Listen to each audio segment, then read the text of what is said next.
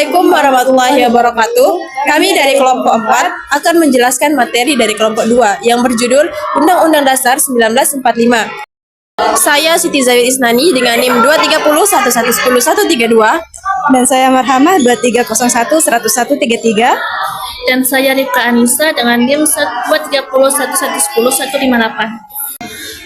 Sejarah UUD 1945. Badan Pendidik Usaha Persiapan Kemerdekaan Indonesia atau yang disebut dengan BPUPKI yang dibentuk pada tanggal 29 April 1945 adalah badan yang menyusun rancangan Undang-Undang Dasar 1945. Ir Soekarno menyampaikan gagasan tentang dasar negara yang diberi nama Pancasila. Maka naskah Piagam Jakarta menjadi naskah pembukaan UUD 1945 yang disahkan pada tanggal 18 Agustus 1945 oleh Panitia Persiapan Kemerdekaan Indonesia atau disebut dengan PPKI. Selanjutnya, struktur Undang-Undang 1945. Struktur Undang-Undang Dasar 1945 terdiri dari 4 bagian utama, yaitu pembukaan, pasal-pasal, aturan peralihan, dan aturan tambahan.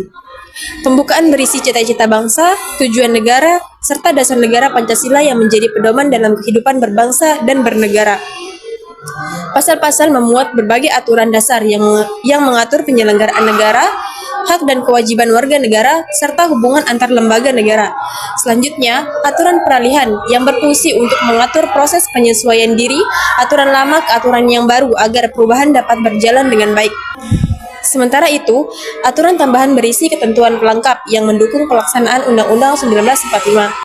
Dengan adanya struktur tersebut, Undang-Undang Dasar 1945 dapat menjadi landasan utama dalam mengatur kehidupan bernegara di Indonesia. Undang-Undang 1945 berfungsi sebagai hukum dasar tertinggi dan konstitusi di Indonesia. Fungsi utamanya meliputi landasan konstitusional, penyelenggaraan negara, pedoman dalam pembentukan peraturan perundang-undangan. Nah, adapun alat kontrol terhadap norma hukum yang lebih rendah, serta perlindung hak asasi manusia dan penentu arah tujuan nasional bangsa.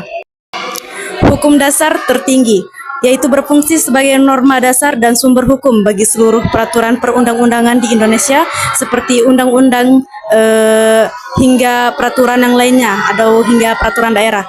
Adapun alat kontrol berfungsi sebagai standar penilaian atau apakah suatu norma hukum yang lebih rendah seperti undang-undang bertentangan atau sesuai dengan konstitusi yang pengujiannya dapat diproses melalui Mahkamah Konstitusi.